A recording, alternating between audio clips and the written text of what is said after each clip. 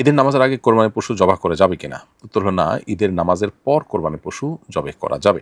জবাই করলে তার কোরবানি সহিহ হিসাবে বিবেচিত হবে না, তবে সে পশুর গোশত খাওয়া যাবে, জাস্ট এটুকু। শহরের কোনো জায়গায় যদি নামাজ হয়ে যায় তাহলে সেক্ষেত্রে ওই শহরে কোরবানি করলে সেটা বিশুদ্ধ হিসাবে বিবেচিত হবে। আর যদি কোথাও নামাজ না হয় তার আগে কোরবানি হয় তাহলে সেটা বিশুদ্ধ হবে না। আপনি যে এলাকায় গরু জবাই করছেন ওই এলাকাতেই কোরবানি হতে হবে, নট নেসেসারি তার আশপাশে ওই একই শহরের আশপাশে অন্য কোথাও নামাজ হয়ে গেছে তারপরে আপনি কোরবানি করলে সেটা বিশুদ্ধ হয়ে যাবে। মোস্তাকিম আহমেদ লিখেছেন, এহরাম অবস্থায় ঘুমানোর সময় চাদর দিয়ে পা ঢাকা যাবে কি না? উত্তর হলো হ্যাঁ, চাদর দিয়ে পা ঢাকলেন, এমনিতে মোজা পড়তে পারবেন না, কিন্তু এহরাম অবস্থায় ঘুমানোর সময় যদি পায়ের উপরে চাদর থাকে তাহলে সেক্ষেত্রে সেটি এহরামের নিষিদ্ধ বিষয়ের অন্তর্ভুক্ত হবে না। গত পরশু কাজের প্রয়োজনে টাঙ্গাইল গিয়েছিলাম। সেখানে একটি গ্রামের রাস্তায় আনুমানিক ৩-৪ দিন বা ১ সপ্তাহ বয়সী একটি জীবিত নবজাতক শিশু পাই। খোঁজ নিয়ে জানতে পারি তাকে অবৈধ সন্তান মনে করে ফেলে রাখা হয়েছে। যারা সন্তান বা অবৈধ সন্তান প্রতিপালনের বিধান কি? এতে সওয়াব হবে নাকি গুনাহ হবে? সন্দেহাতীতভাবে গুনাহ হবে, এটি বলার অপেক্ষা রাখে না। সহিহ বুখারীতে বর্ণিত হয়েছে, নবী করিম সাল্লাল্লাহু আলাইহি ওয়াসাল্লাম বলেছেন, ফি কুল্লি কাবিদি রতবাতিন আজরুন। যে কোনো প্রাণ এর প্রতি যখনই আপনি দয়া করবেন, অনুগ্রহ করবেন, তার বিনিময়ে আপনি পাবেন সেখানে মানুষ। আর এই বাচ্চার তো কোনো দোষ নেই, অতএব সন্দেহাতীতভাবে তাকে লালন পালন করা সবের কাজ, এবং তাকে লালন পালন করে মানুষ মতো মানুষ হিসেবে গড়ে তোলার চেষ্টা করা, এটা আমাদের কর্তব্যের অংশ। বিধায় এর মাধ্যমে আমরা সওয়াব পেতে পারি। কোরবানির সময় মুসলমানরা সারা পৃথিবীতে লক্ষ লক্ষ পশু কোরবানি করে থাকেন। এ সময় এক শ্রেণীর মানুষ ইসলামকে অমানবিক ধর্ম বলে সোচ্চার হয়। আমার জানার বিষয় হলো, কোরবানির বিধানের অন্তর্নিহিত সামাজিক জাগতিক কী ধরনের কল্যাণ নিহিত আছে, অনুগ্রহ করে ব্যাখ্যা করবেন। প্রথম কথা হলো যে, কোরবানির এই বিধান শুধু নয়, আল্লাহ রাব্বুল আলামিন যখন কোনো বিধান আমাদেরকে দান করবেন, কোরআন এবং হাদিসের আলোকে যখন কোনো বিধান সাব্যস্ত হবে, সেটা মানুষের জন্য কল্যাণকর বিবেচিত হবে। অর্থাৎ তার কোনো বাহ্যিক এবং জাগতিক উপকারিতা আমাদের বুঝে আসুক বা না আসুক, আল্লাহ তাআলা দিয়েছেন, সেটা সন্দেহাতীতভাবে মানব জাতির জন্য কল্যাণকর। বিধায় সেটিকে আমাদেরকে আমল করে যেতে হবে। সেই ইয়াকিন এবং বিশ্বাস রেখে ইসলামের বহু বিধানের উপকারিতা শত শত বছর, হাজার হাজার বছর পর, অর্থাৎ যখন এই বিধান নাজিল হয়েছে তার বহুকাল পর মানুষ তার উপকারিতা টের পেয়েছে। তো এজন্য কোনোটি আমরা উপকারিতা আবিষ্কার করতে পারিনি বলে উপকারিতা নেই, ব্যাপারটা সেরকম নয়, বরং সীমিত বুদ্ধিতে আল্লাহ তাআলা বিধানের উপকারিতা না বোঝাটা, এটা কঠিন কোনো বিষয় বা অস্বাভাবিক কোনো বিষয় নয়। দ্বিতীয়ত কথা হলো যে, কোরবানির বিধানের আর্থসামাজিক বহু উপকারিতা আমাদের সমাজে আছে। যেমন প্রতি বছর প্রায় ১ কোটি পশু কোরবানি হয়ে থাকে আমাদের দেশে, প্রায় ১ কোটি পশু কোরবানি হয়ে থাকে, যার বাজার মূল্য ৭০ থেকে ৮৫ হাজার কোটি টাকা হয়। বরং কোনো কোনো ক্ষেত্রে লক্ষ কোটি টাকার পর্যন্ত চলে যায় কোনো কোনো বছর। তো এত টাকার লেনদেন একটা সমাজে যখন কোরবানিকে ঘিরে হয়, তখন কোরবানির আর্থসামাজিক উপকারিতা কী সেটা আর খুব সম্ভবত ব্যাখ্যা করবার প্রয়োজন হয় না। তাছাড়া কোরবানিকে ঘিরে চামড়া শিল্প থেকে নিয়ে কাঠের গুঁড়ি ব্যবসা করা মানুষ, কামার, তারপরে পশুপালনকারী, গ্রামের প্রত্যন্ত অঞ্চলের গরিব মানুষ ২টি বাছুরকে সারা বছর পালন করে, ২ বছর পালন করে তারা অনায়াসে এটা বিক্রি করে তাদের সংসার সারা বছর পরিচালনা করতে পারেন।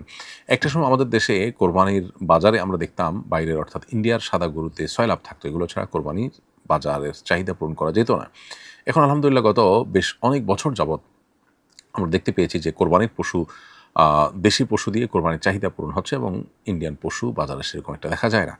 এই যে দেশের মানুষ পশু প্রতিপালনে আগ্রহী হয়ে উঠেছেন এবং ব্যাপক পরিমাণ পশু প্রতিপালন হয়েছে, আমরা পশু প্রতিপালনে সম্পন্ন হয়েছে আলহামদুলিল্লাহ, এটা কিন্তু কোরবানির সুফল সুস্পষ্টভাবে। কোরবানি না হলে এটা এতটা দ্রুত গতিতে হতো না। এভাবে যদি চলতে থাকে তাহলে হয়তো অচিরেই আমরা কোরবানির পশু প্রতিপালন করতে গিয়ে পশুর প্রতিপালনের সংখ্যা যখন বাড়বে, তখন ইনশাআল্লাহ দেশের বাইরে গোশত ইত্যাদি রপ্তানি করার সুযোগও হতে পারে। পশু খাদ্যে ২ থেকে ৩ হাজার কোটি টাকার লেনদেন হয় এবং ব্যবসা বাণিজ্য হয়ে থাকে, এবং মশলা এবং খাদ্যপণ্যে ২ থেকে ৪ হাজার কোটি টাকার লেনদেন হয়ে থাকে, এবং ইলেকট্রনিক্স এবং ফ্রিজের খাতে প্রায় ৫ হাজার কোটি টাকার বাজার তৈরি হয়, এবং কসাই শ্রমিক খাতে ১.৫ হাজার কোটি, এবং কামার শিল্পে প্রায় ৬০০ কোটি টাকার লেনদেন হয়ে থাকে কোরবানিকে ঘিরে। আরও কত মানুষের রুটি রিজিকের ব্যবস্থা যে কোরবানিকে ঘিরে হয় সেটা বলার অপেক্ষা রাখে না। বিধায় এরকম একটা উপকারী বিষয় যদি কেউ মানে ন্যূনতম বুঝে থাকেন, তাহলে তিনি কোরবানিকে ওয়েলকাম করা ছাড়া তার বিরোধিতা করা, তিনি অমুসলিম হলেও, ইসলাম প্রতি বিদ্বেষ থাকলেও বা নাস্তিক হলেও তার দ্বারা এটা সম্ভব হওয়ার কথা নয়।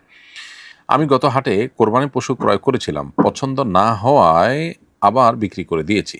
এখন গরু নয় ছাগল কিনতে চাচ্ছি, কোনো সমস্যা আছে কি না? কোরবানি গরু কেনার পর সেটা কোরবানি করা উচিত করতে পারলে ভালো হয়। যদি কোনো কারণে বিক্রি করতে হয় যৌক্তিক কোনো কারণে, তাহলে সেটা জায়েজ আছে এবং সেটা বিক্রি করে অন্য কোনো পশু কেনাও যেতে পারে।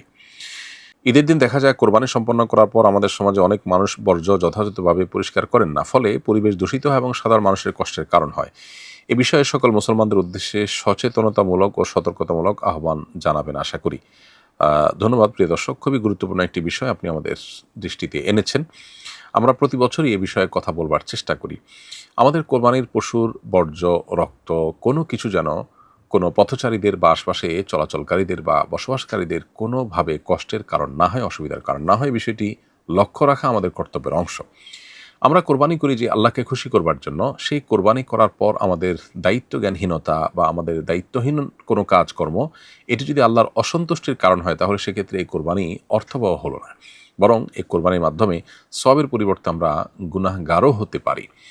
আজকাল দেখা যায় অনেকেই যেখানে সেখানে পশু জবাই করার পর পশুর যে রক্ত সেটা ভালো করে ধুয়ে পরিষ্কার করে না, বরং রাস্তাঘাটে পশুর রক্ত পরবর্তীতে পড়ে থেকে শুকিয়ে সেখানে প্রচণ্ড দুর্গন্ধের সৃষ্টি হয়। সেখানে মানুষের অসুস্থ হয়ে যাওয়ার মতো অস্বস্তিকর পরিবেশ, অস্বাস্থ্যকর পরিবেশ তৈরি হওয়ার মতো অবস্থা সৃষ্টি হয়। তো এটা অবশ্যই গুনাহের কাজ, কোনো ইমানদারের জন্য এটা জায়েজ নয়। যেখানে রাস্তায় কষ্টদায়ক কিছু কেউ ফেলে রাখলে, এমন কিছু যদি ফেলে রাখে যা মানুষের কষ্টের কারণ হয়, অসুবিধার কারণ হয়, সেটা তুলে ফেলাটা ইমানের অঙ্গ, হাদিসে সুনির্দিষ্ট করে বলা হয়েছে। সেখানে নিজে থেকে মানুষের চলাচলে বিঘ্ন সৃষ্টি করা, দুর্গন্ধ সৃষ্টি হয় এমন কোনো কাজ করা রাস্তায়, সেটা কোনো অবস্থাতে গ্রহণযোগ্য হবে না। আপনি কোরবানি করছেন, এই অজুহাতে রাস্তায় আপনি রক্ত ফেলে রেখে ভালো করে ধুয়ে পরিষ্কার না করে মানুষের কষ্টের কারণ হবেন, এটি ইসলাম মোটেও অনুমোদন করে না। অনেকে আছেন যে গরুর নাড়ি ভুঁড়ি এগুলো যেখানে সেখানে ফেলে দেন। অনেকে আছেন যারা বট খান। তো সেক্ষেত্রে ভুঁড়ির যে ময়লাগুলো আছে সেগুলো পরিষ্কার করে একটি গর্ত করে সেখানে ফেলে সেটা আবার মাটি চাপা দিয়ে এমনভাবে যদি আপনি রাখতে পারেন যে মানুষের কষ্টের কারণ হবে না, কারোর দুর্গন্ধ কারোর নাকে যাবে না, তাহলে ঠিক আছে। কিন্তু আপনি ভুঁড়ির ময়লাগুলো যেখানে সেখানে ফেলে দিলেন, আপনি একটা আপনার খালে, বিলে, রাস্তার ধারে জাস্ট ওটা ফেলে দিয়ে আপনি চলে আসলেন এবং দিনের পর দিন, মাসের পর মাস এটির দুর্গন্ধ মানুষের কষ্টের কারণ হলো, অনেকে অসুস্থ হলো, তাহলে সেক্ষেত্রে সন্দেহাতীতভাবে এটি গুনাহের বিষয় হবে। অতএব কোরবানির পশুর বর্জ্য, এমনকি মলমূত্র, রক্ত, তার বুড়ির যে ময়লা, এগুলো অবশ্যই আমাদেরকে যথাস্থানে ফেলে দিতে হবে যাতে মানুষের কষ্টের কারণ না হয়। কোরবানির আগে এবং কোরবানির পরে আমাদেরকে বিষয়ে যথেষ্ট দায়িত্বশীলতার পরিচয় দিতে হবে, না হলে আমরা কিন্তু আল্লাহর কাছে গুনাহগার হওয়ার সমূহ আশঙ্কা আছে। অতএব একজন মুসলিম হিসাবে আমরা কোনো মানুষের কষ্টের কারণ হব না। নবী করিম সাল্লাল্লাহু আলাইহি ওয়াসাল্লাম বলেছেন, আল মুসলিম মান সালিম আল মুসলিমুনা মিন লিসানি ওয়া ইয়াদি, যে মুসলমানের হাত এবং মুখ দ্বারা অন্য মুসলমান নিরাপদে থাকে, কারো কষ্টের কারণ না হয়, তিনি হলেন সত্যিকারের মুসলমান। অতএব আমাদের কোরবানির পশুর বর্জ্য, সেটা জবের আগে মলমূত্র হোক আর জবের পরে রক্ত বা অন্যান্য বর্জ্য হোক, এগুলোকে পরিষ্কার করা, যথাস্থানে ফেলা, এটি আমাদের নৈতিক এবং দ্বীনি দায়িত্ব, ইমানি দায়িত্ব। আমরা সেই দায়িত্বটাকে যথাযথভাবে পালন করার চেষ্টা করব, না হলে এই কোরবানি আমাদের অর্থহীন হতে পারে, বরং গুনাহের কারণও হতে পারে। আল্লাহ আমাদেরকে বোঝার তৌফিক দান করুন।